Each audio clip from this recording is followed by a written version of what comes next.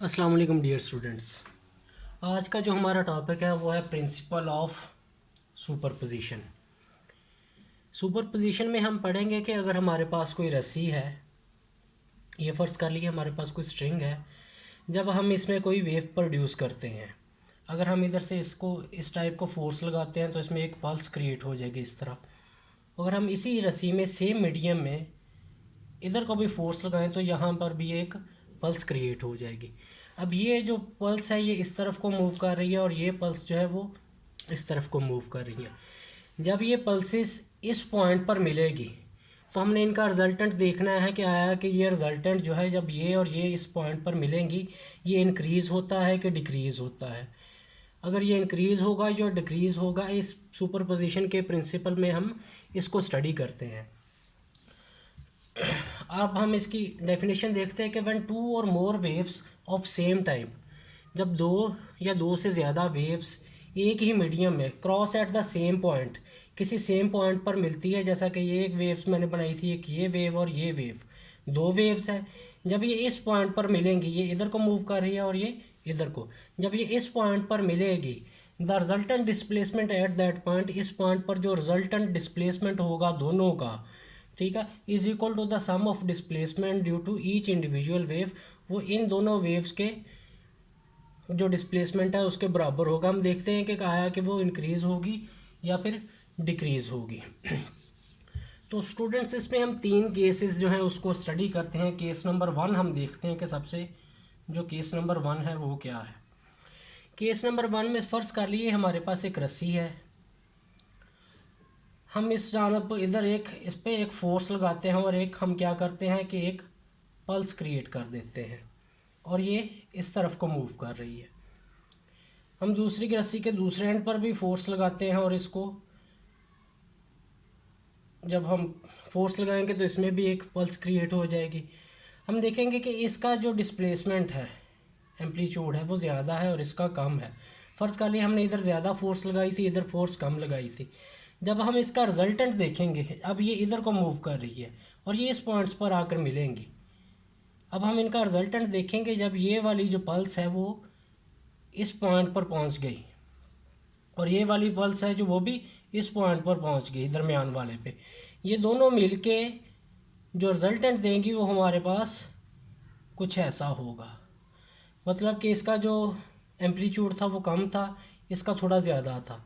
जब ये दरमियान में सुपर इम्पोज होंगी, आपस में मिलेंगी, तो हमें जो रिजल्टेंट है वो इंक्रीज़ हो जाएगा इस केस में।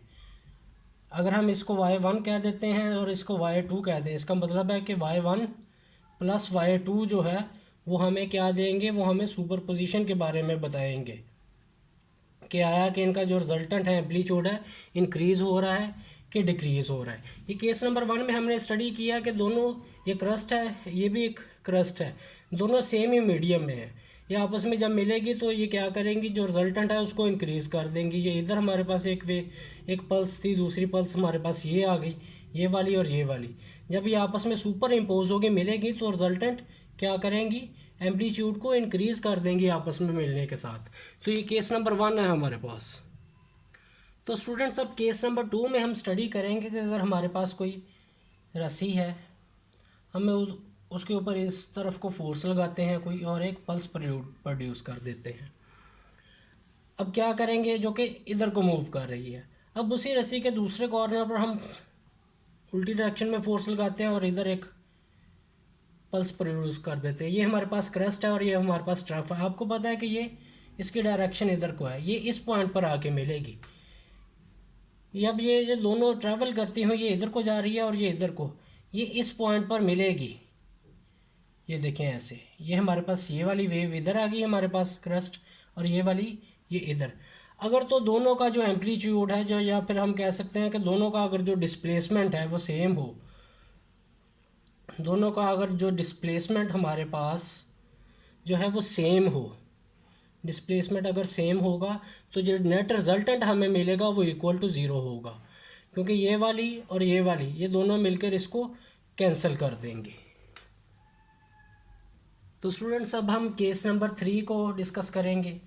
केस नंबर 3 हमारे पास ये है कि हमारे पास यही एक रस्सी है, उसमें हमने एक फोर्स लगाई हमने क्या किया कि वहाँ पर एक पल्स जो है वो प्रोड्यूस कर दी। अब इसका जो एम्पलीट्यूड है वो हमारे पास कुछ ऐसा है, ये इस तरफ को मूव कर रही है। दूसरी जानब हम एक रफ प्रोड्यूस करेंगे कि जिसका एम्पलीट्यूड जो है वो इससे कम होगा। इसका एम्पलीट्यूड ज़्यादा है, इसका एम्पलीट्यूड हमारे पास कम है।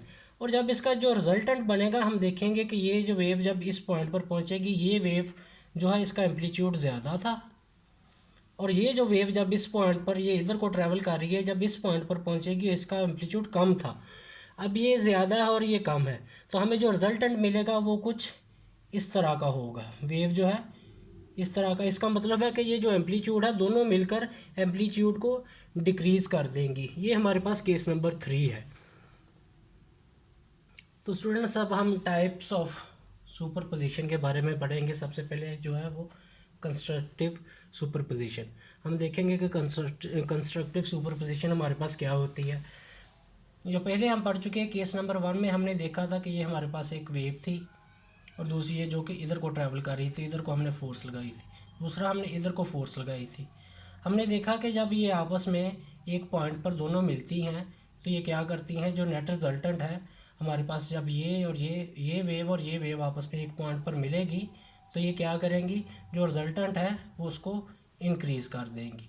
और ऐसी वेव्स जिसमें ऐसी सुपरपोजिशन जिसमें जो रिजल्टेंट जो है एम्पलीट्यूड जो है वो इंक्रीज़ हो जाता है, increase in amplitude, increase in amplitude. अगर एम्पलीट्यूड इंक्रीज़ हो जाए तो ऐसी जो हमारे पास सुपरपोजिशन है उसको हम कंस्ट्रक्टिव सुपरपोजिशन कह देते हैं। फ़र्ज़ कर लीजिए हमारे पास y1 थी और ये हमारे पास y2 है। अगर y1 हमने सुपरपोजिशन इसकी निकालनी हो तो हम कहेंगे y is equal to y1 plus y2।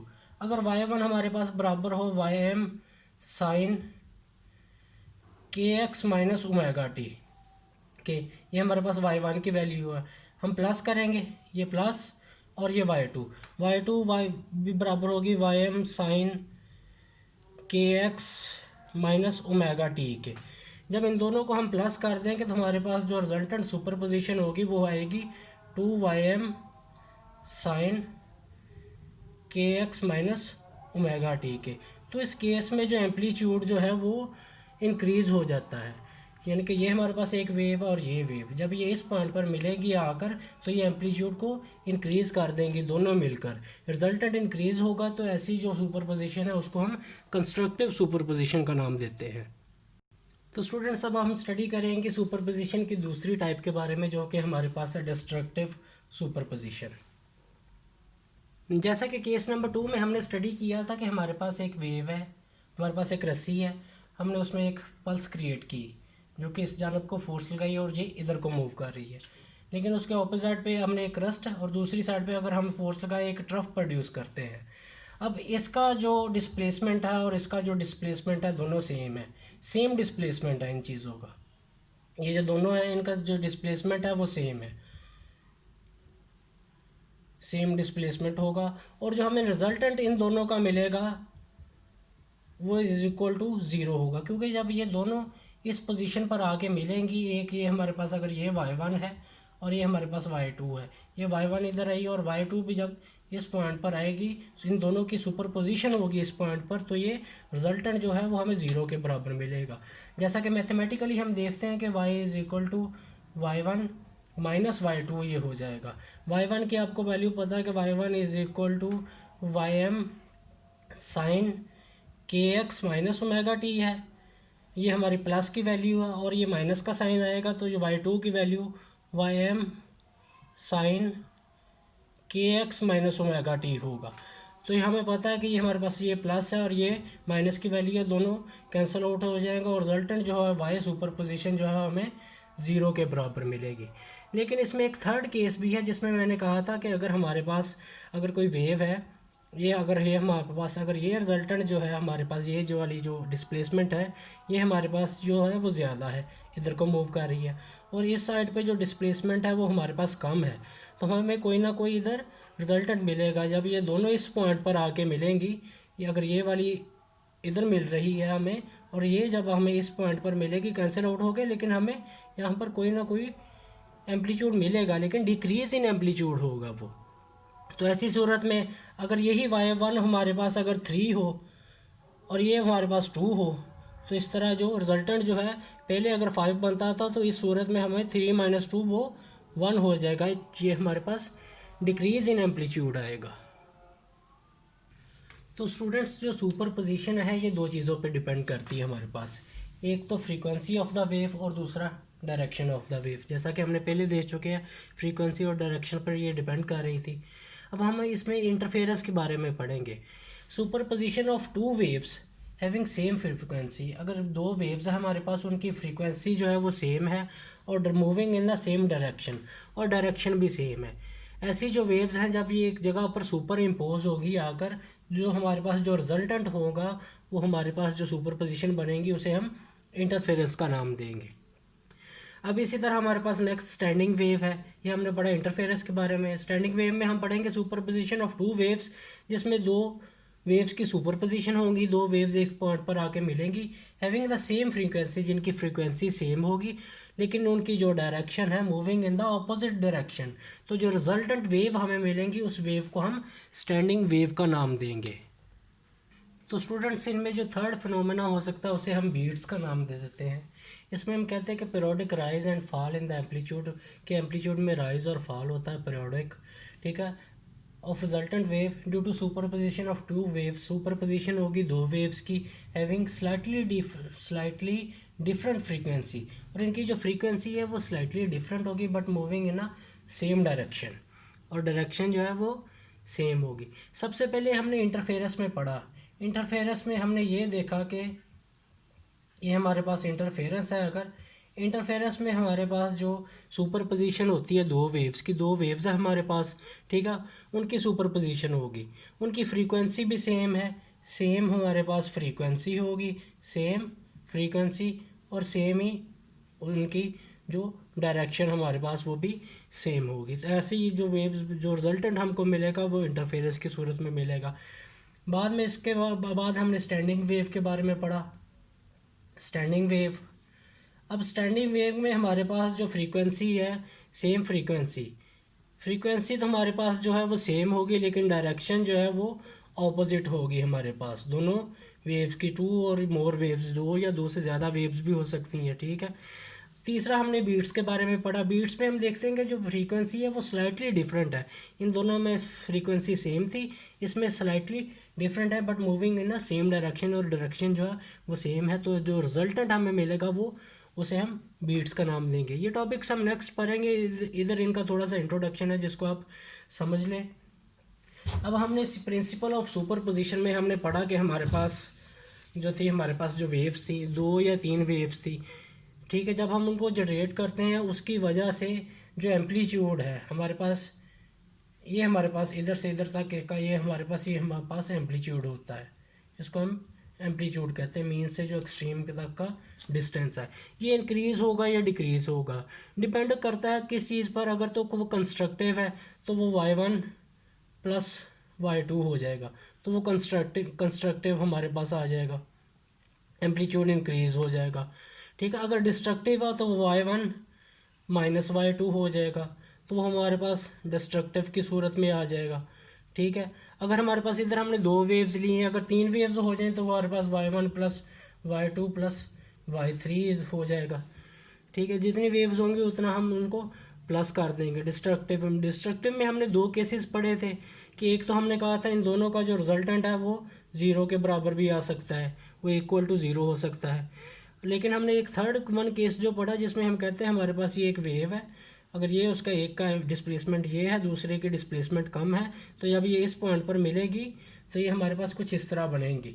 जब इस पॉइंट पर मिलेगी ये ज़्यादा डिस्प्लेसमेंट वाली है, ये कम डिस्प्लेसमेंट वाली है, तो ये नेट रिजल्टेंट हमें मिलेगा वो एम्पलीट्यूड को डिक्रीज़ कर देगा। जिसमें मैंने कहा था अगर हमारे पास y1 जो है वो 3 हो और y2 जो है वो हमारे पास 2 हो, इस वजह से y1 - y2 जो है वो हमारे पास 3 - 2 = 1। ये देखें हमारे पास जो है जो डिस्प्लेसमेंट है वो इसमें हमारे पास जो एम्पलीट्यूड है वो डिक्रीज़ हो जाता है। तो आई होप को आज का लेक्चर जो हमें आप लोगों को समझ आया होगा। इसमें जो नेक्स्ट मैंने बताया कि इंटरफेरेंस, स्टैंडिंग वेव्स और बीट्स जो हैं इनको हम नेक्स्ट बढ़ेंगे इधर, हल्का सा ये आपको इंट्रोडक्शन इस चीज़ का करवाया ताकि आप लोगों को कुछ आइडिया हो जाए।